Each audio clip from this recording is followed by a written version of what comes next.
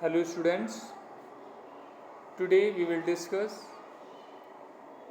question answers of class 4th subject EVS worksheet number is A4। तो class 4 के कुछ question answers हैं, इन्हें बहुत ध्यान से आप सुनेंगे, समझेंगे। अगर क्वेश्चन आंसर्स को हम ध्यान से सुन लेते हैं, समझ लेते हैं, तो जब हम खुद से याद करना चाहते हैं तो क्वेश्चन को पढ़ते हैं, आंसर को पढ़ते हैं, तो वो हमें समझ आ जाता है। लंबे समय तक याद रखने के लिए ज़रूरी है कि हमें उसका मतलब पता हो।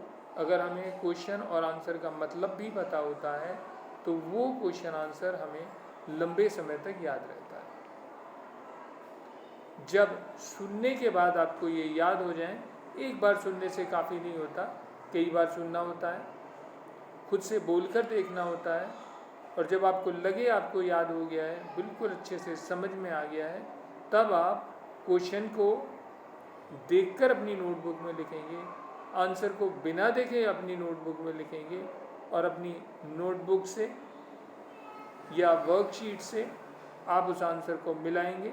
यदि आपका आंसर बिल्कुल ठीक है तो आप नेक्स्ट क्वेश्चन और आंसर को लर्न करने के लिए बढ़ेंगे। अगर आप ऐसा करते हैं तो आप इससे खूब फ़ायदा उठा सकते हैं। तो अब आगे की वीडियो शुरू करते हैं। क्वेश्चन नंबर 1 है, what is the difference between A small and a big family? What is the difference? Difference का मतलब होता है अंतर, between A small and a big family, small family में और बिग फैमिली में। छोटी फैमिली में और बड़ी फैमिली में दोनों में क्या अंतर होता है, ये हमें बताना है। आंसर देखते हैं। 1 number, A small family called a nuclear family. एक स्मॉल फैमिली को न्यूक्लियर फैमिली भी बोला जाता है, उसे न्यूक्लियर भी बोल सकते हैं या स्मॉल फैमिली, एक ही बात है। Consist of only one set of parents and their children, there 1 और 2 चिल्ड्रन। और ये जो न्यूक्लियर फैमिली है या स्मॉल फैमिली है, इसमें क्या होता है, 1 सेट ऑफ पेरेंट होते हैं, केवल एक मम्मी पापा होते हैं वहाँ पर, 1 या 2 बच्चे उनके केवल होते हैं। तो अगर 1 सेट ऑफ पेरेंट्स है, केवल एक मम्मी पापा हैं घर में, उनका 1 या 2 बच्चे हैं, तो उसे न्यूक्लियर फैमिली या स्मॉल फैमिली बोला जाता है, छोटी फैमिली बोला जाएगा। चिल्ड्रन,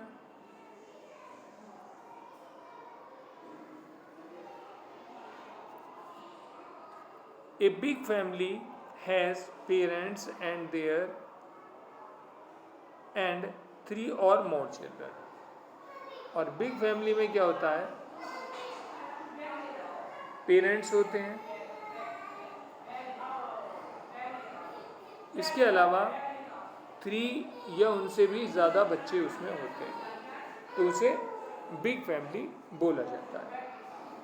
2 नंबर क्वेश्चन देख लेते हैं।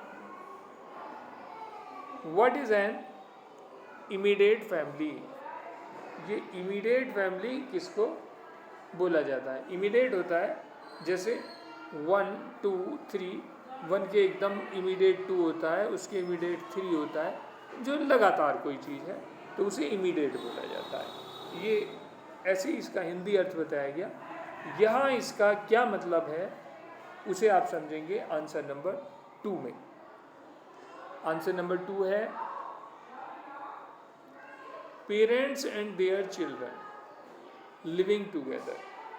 जहाँ पर पेरेंट्स हैं और उनके बच्चे हैं और वो एक साथ रह रहे हैं, इन ए हाउस, एक घर में।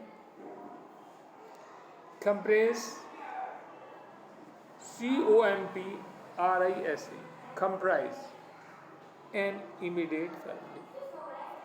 तो उसे इमीडिएट फैमिली बोलेंगे। इनसे क्या बनता है? इमीडिएट फैमिली बनती है, जहाँ पेरेंट्स रहते हैं और उनके बच्चे रहते हैं, मम्मी पापा रहते हैं और उनके बच्चे रहते हैं एक घर में एक साथ, तो वो मिलकर बनाते हैं immediate family.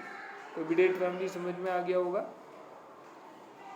Now 3 number question देख रहे हैं। What is an extended family?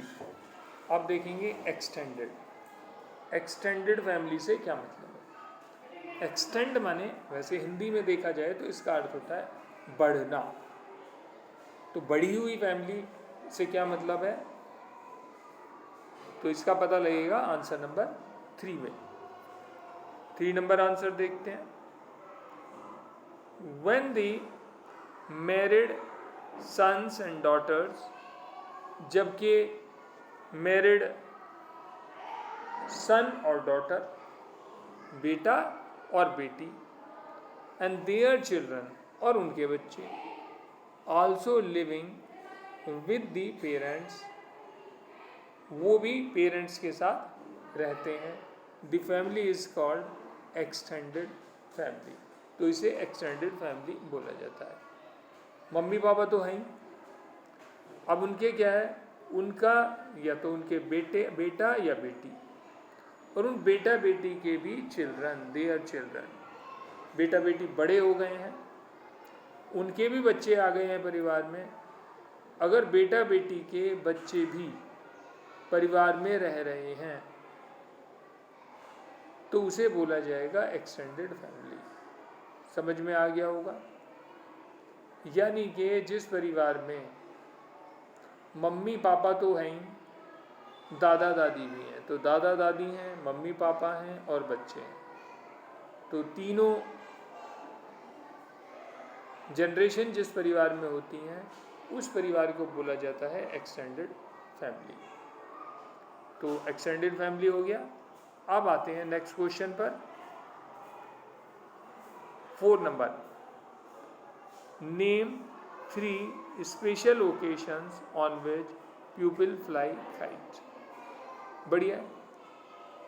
तो अब काइट बच्चों को याद आ रही होगी, क्योंकि अब उसका सीजन आने वाला है काइट। तो ऐसे 3 ओकेशंस बताने हैं, ऐसे 3 ओकेशंस बताने हैं जबकि लोग काइट फ्लाई करते हैं। 4 नंबर में देख लेते हैं कि काइट कब कब फ्लाई की जाती है। The 3 occasions on which people fly kites are, वो 3 ओकेशन जबकि लोग काइट्स को उड़ाते हैं। और मकर संक्रांति, एक तो मकर संक्रांति होता है, एक 15 अगस्त होता है, और एक रक्षाबंधन होता है। रक्षाबंधन पर, 15 अगस्त पर और मकर संक्रांति पर लोग पतंगों को उड़ाते हैं। तो 4 का आंसर आपको क्लियर हो गया। 5 के आंसर में आते हैं।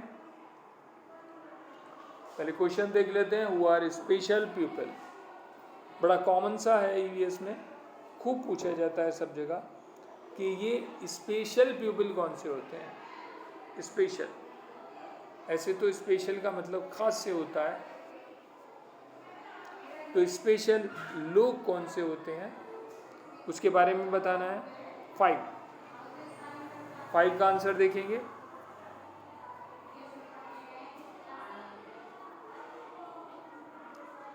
Pupil who cannot see, hear or speak, ऐसे लोग जो ना देख सकते हैं, ना सुन सकते हैं और ना स्पीक, ना बात कर सकते हैं, बोल सकते हैं। हैव स्पेशल नीड्स, उनकी कुछ स्पेशल ज़रूरतें होती हैं, उन्हें कोई ना कोई हेल्प लेने की ज़रूरत पड़ती है। And are called special people, इन लोगों को स्पेशल पीपल बोला जाता है। आपको समझ में आ गया होगा स्पेशल पीपल किन्हें बोला जाता है। जो क्या दिक्कतें हैं, देखने की, सुनने की, बोलने की जिन्हें दिक्कत है, उनकी कुछ स्पेशल नीड्स होती हैं, और ऐसे लोगों को बोला जाता है स्पेशल प्यूपिल। क्लियर हो गया होगा। अब लास्ट 6 नंबर क्वेश्चन देखते हैं। What does fair play means? ये फेयर प्ले का क्या मतलब होता है? फेयर प्ले, फेयर प्ले का मतलब देख लेते हैं। 6 नंबर का आंसर है fair play means, fair play का मतलब होता है to have sportsman, to have sportsman spirit, sportsman spirit while playing, खेलते हुए। स्पोर्ट्स मैन स्पिरिट होनी चाहिए खेलते हुए। इसका मतलब है कि जब हम कोई खेल खेलते हैं, एक दूसरे से हारने जीतने पर हमारे बीच में कोई ईर्ष्या नहीं होनी चाहिए, एक दूसरे से द्वेष नहीं होना चाहिए, एक दूसरे में लड़ाई नहीं हो जानी चाहिए। क्योंकि गेम का क्या है, गेम में तो कभी कोई हारता है तो कभी कोई जीतता भी है। ये रोज रोज बदलता रहता है, तो इसलिए इसमें गुस्सा करने जैसी, आपस में लड़ने जैसी कोई बात नहीं है। इसमें हारें या जीतें, हम एक से बने रहें तो उसे बोला जाएगा स्पोर्ट्समैन स्पिरिट। खिलाड़ियों के जैसा व्यवहार रखें। अगर वो रोज़ाना इतनी बार खेलते हैं, अगर ऐसे वो रोज़ नाराज़ होने लगे तो बस फिर तो उनका खेल हो गया, खेल ही नहीं सकते। जो रोज़ रोज़ नाराज़ होएगा कैसे खेलेगा? भाई रोज़ वही फ्रेंड होते हैं, उन्हीं के साथ रोज़ रोज़ खेलना होता है। कभी हार जाते हैं, कभी तो जीत जाते हैं। तो इसलिए बोला जाता है कि हमारे बीच में हम कुछ भी काम करते हैं, अगर स्पोर्ट्समैन स्पिरिट हमारे बीच में है तो हम अपने काम को आगे अच्छे से बढ़ा सकते हैं।